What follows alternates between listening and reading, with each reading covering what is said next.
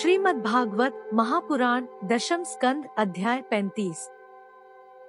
दशम स्कंद पंचत्रिंश अध्याय पूर्वाध। श्रीमद् भागवत महापुराण दशम स्कंद पंचत्रिंश अध्याय श्लोक।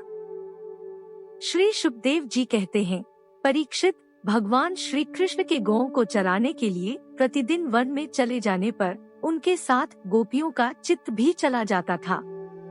उनका मन श्री कृष्ण का चिंतन करता रहता और वे वाणी से उनकी लीलाओं का गान करती रहती।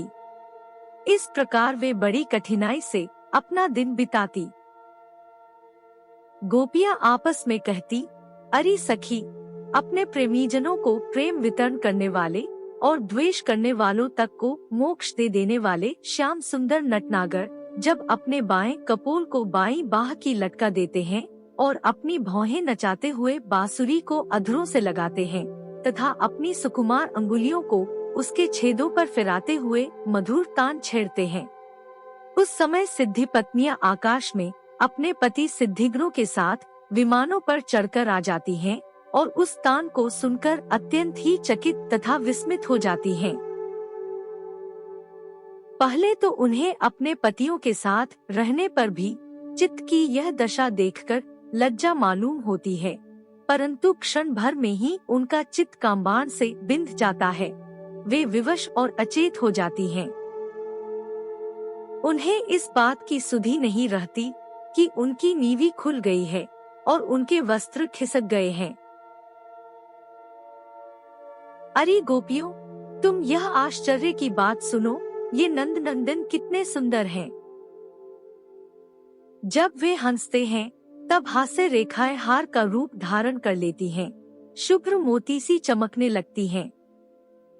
अरे वीर, उनके वक्षस्थल पर लहराते हुए हार में हास्य की किरणें चमकने लगती हैं। उनके वक्षस्थल पर जो श्रीवत्स की सुनहली रेखा है वह तो ऐसी जान पड़ती है मानो श्याम मेघ पर बिजली ही स्थिर रूप से बैठ गई है। वे जब दुखीजनों के सुख देने के लिए विरहियों के मृतक शरीर में प्राणों का संचार करने के लिए बांसुरी बजाते हैं, तब व्रज के झुंड बैल, गौए और हिरण उनके पास ही दौड़ आते हैं। केवल आते ही नहीं, सखी, दांतों से चबाया हुआ घास का ग्रास उनके मुंह में ज्यों कात्यों पड़ा रह जाता है। वे उसे न निगल पाते और न तो उगल ही जाते हैं। दोनों कान खड़े करके इस प्रकार स्थिर भाव से खड़े हो जाते हैं मानो सो गए हैं या केवल भीख पर लिखे हुए चित्र हैं। उनकी ऐसी दशा होना स्वाभाविक ही है, क्योंकि यह बांसुरी की तान उनके चित्त चुरा लेती है। हे सखी, जब वे नंद के लाडले लाल अपने सिर पर मोर पंख का मुकुट बांध लेते हैं, घुंघराली अलकों में फूल के गुच्छे खोस लेते हैं, रंगीन धातुओं से अपना अंगंग रंग लेते हैं और नए नए पल्लवों से ऐसा वेश सजा लेते हैं जैसे कोई बहुत बड़ा पहलवान हो, और फिर बलराम जी तथा ग्वाल बालों के साथ बांसुरी में गौओं का नाम ले लेकर उन्हें पुकारते हैं, उस समय प्यारी सखियों, नदियों की गति भी रुक जाती है।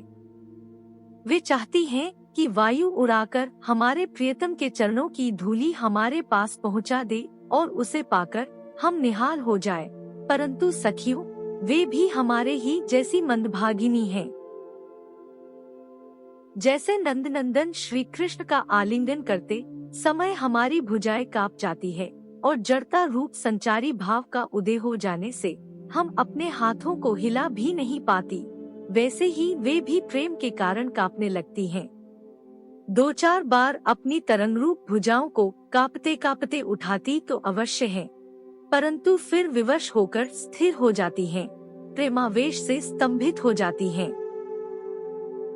अरे वीर, जैसे देवता लोग अनंत और अचिंत्य ऐश्वर्यों के स्वामी भगवान नारायण की शक्तियों का गान करते हैं, वैसे ही ग्वाल बाल अनंत सुंदर नटनागर श्री कृष्ण की लीलाओं का गान करते रहते हैं।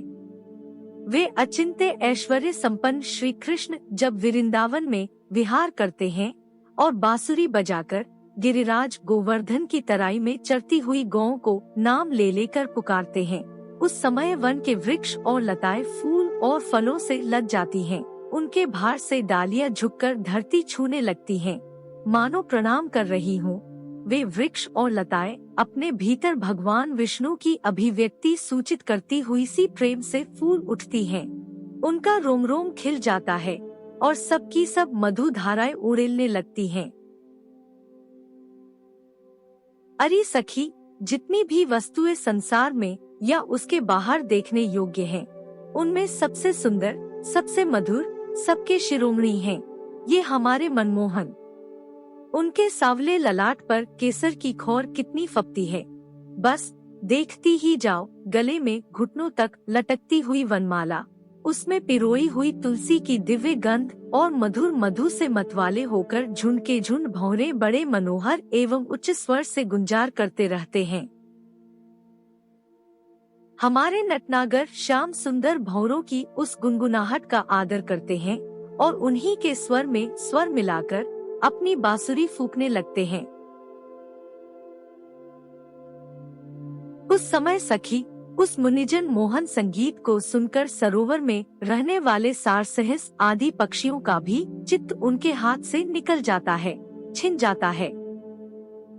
वे विवश होकर प्यारे श्याम सुंदर के पास आ बैठते हैं तथा आंखें मूंद चुपचाप चित्त एकाग्र करके उनकी आराधना करने लगते हैं, मानो कोई विहंग वृत्ति के रसिक परमहंस ही हूँ। भला कहो तो यह कितने आश्चर्य की बात है। अरे व्रजदेवियों, हमारे श्याम सुंदर जब पुष्पों के कुंडल बनाकर अपने कानों में धारण कर लेते हैं और बलराम जी के साथ गिरिराज के शिखरों पर खड़े होकर सारे जगत को हर्षित करते हुए बांसुरी बजाने लगते हैं। बांसुरी क्या बजाते हैं, आनंद में भरकर उसकी ध्वनि के द्वारा सारे विश्व का आलिंगन करने लगते हैं। उस समय श्याम मेघ बांसुरी की तान के साथ मंद मंद गरजने लगता है। उसके चित्त में इस बात की शंका बनी रहती है कि कहीं मैं जोर से गर्जना कर उठूं और वह कहीं बांसुरी की तान के विपरीत पड़ जाए, उसमें बेसुरापन ले आए, तो मुझसे महात्मा श्री कृष्ण का अपराध हो जाएगा। सखी, वह इतना ही नहीं करता, वह सब देखता है कि हमारे सखा घनश्याम को घाम लग रहा है, तब वह उनके ऊपर आकर छाया कर लेता है, उनका छत्र बन जाता है।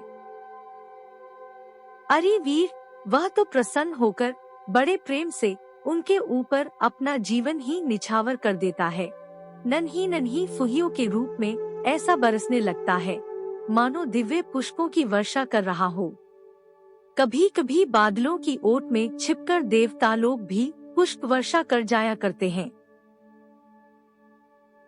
सती शिरोमणि यशोदा जी, तुम्हारे सुंदर कुंवर ग्वाल बालों के साथ खेल खेलने में बड़े निपुण हैं।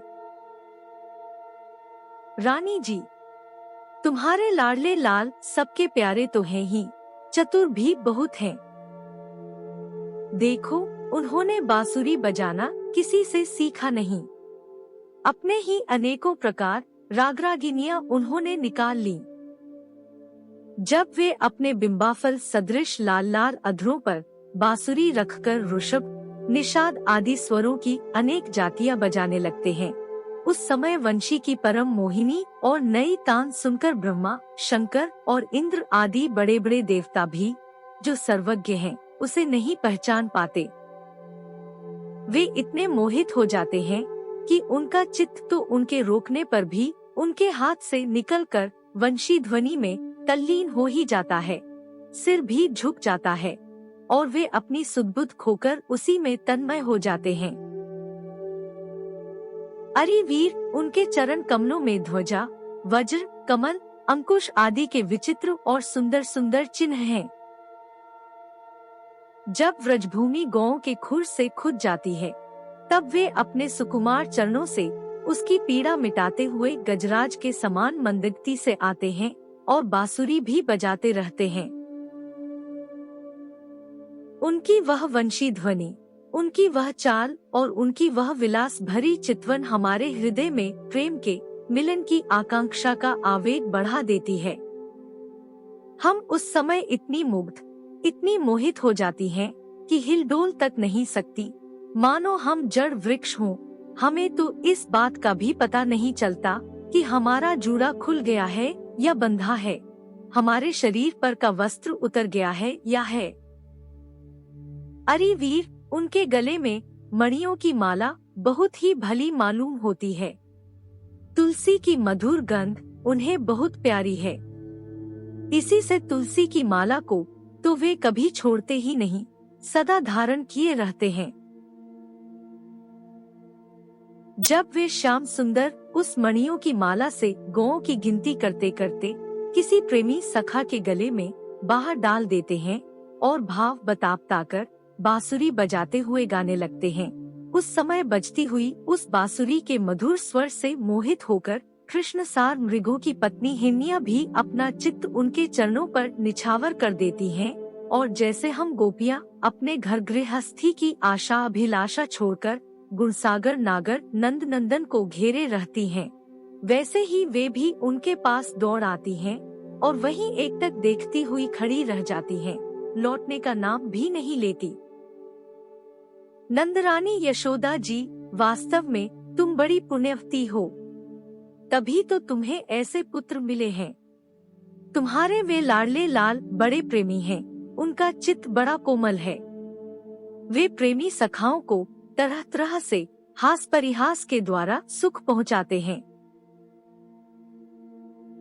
कुंडली का हार पहनकर जब वे अपने को विचित्र वेश में सजा लेते हैं और ग्वाल बाल तथा गौओं के साथ यमुना जी के तट पर खेलने लगते हैं, उस समय मल्लेज चंदन के समान शीतल और सुगंधित स्पर्श से मंद मंद अनुकूल बहकर वायु तुम्हारे लाल की सेवा करती हैं और गंधर्व आदि उपदेवता वंदीजनों के समान गाप जाकर उन्हें संतुष्ट करते हैं तथा अनेकों प्रकार की भेंटें देते हुए सब ओर से घेरकर उनकी सेवा करते हैं। अरे सखी, श्याम सुंदर व्रज की गौं से बड़ा प्रेम करते हैं, इसीलिए तो उन्होंने गोवर्धन धारण किया था। अब वे सब गौं को लौटाकर आते ही होंगे। देखो, सायंकाल हो चला है, तब इतनी देर क्यों होती है सखी? रास्ते में बड़े बड़े ब्रह्मा आदि वयोवृद्ध और शंकर आदि ज्ञानवृद्ध उनके चरणों की वंदना जो करने लगते हैं। अब गौं के पीछे पीछे बांसुरी बजाते हुए वे आते ही होंगे। ग्वाल बाल उनकी कीर्ति का गान कर रहे होंगे। देखो ना, यह क्या आ रहे हैं। गौं के खुरों से उड़कर बहुत सी धूल वनमाला पर पड़ गई है। वे दिन भर जंगलों में घूमते घूमते थक गए हैं, फिर भी अपनी इस शोभा से हमारी आँखों को कितना सुख, कितना आनंद दे रहे हैं। देखो, ये यशोदा की कोख से प्रकट हुए सबको आह्लादित करने वाले चंद्रमा हम प्रेमीजनों की भलाई के लिए, हमारी आशा अभिलाषाओं को पूर्ण करने के लिए ही हमारे पास चले आ रहे हैं। सखी, देखो कैसा सौंदर्य है। मदभरी आंखें कुछ चढ़ी हुई हैं, कुछ ललाई लिए हुए कैसी भली जान पड़ती हैं। गले में वनमाला लहरा रही है। सोने के कुंडलों की कांति से वे अपने कोमल कपोलों को अलंकृत कर रहे हैं। इसी से मुंह पर अध पके बेर के समान कुछ पीलापन जान पड़ता है और रोम रोम से विशेष करके मुख कमल से प्रसन्नता फूटी पड़ती है। देखो, अब वे अपने सखा ग्वाल बालों का सम्मान करके उन्हें विदा कर रहे हैं। देखो, देखो सखी, व्रज विभूषण श्री कृष्ण गजराज के समान मदभरी चाल से इस संध्या वेला में हमारी ओर आ रहे हैं। अब व्रज में रहने वाली गौओं का, हम लोगों का दिन भर का असह्य विरहताप मिटाने के लिए उदित होने वाले चंद्रमा की भांति ये हमारे प्यारे श्याम सुंदर समीप चले आ रहे हैं। श्री शुकदेव जी कहते हैं, परीक्षित, बड़भागिनी गोपियों का मन श्री कृष्ण में ही लगा रहता था। वे श्री कृष्णमय हो गई थीं।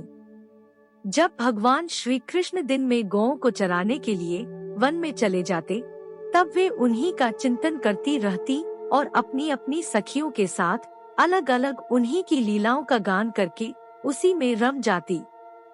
इस प्रकार उनके दिन बीत जाते।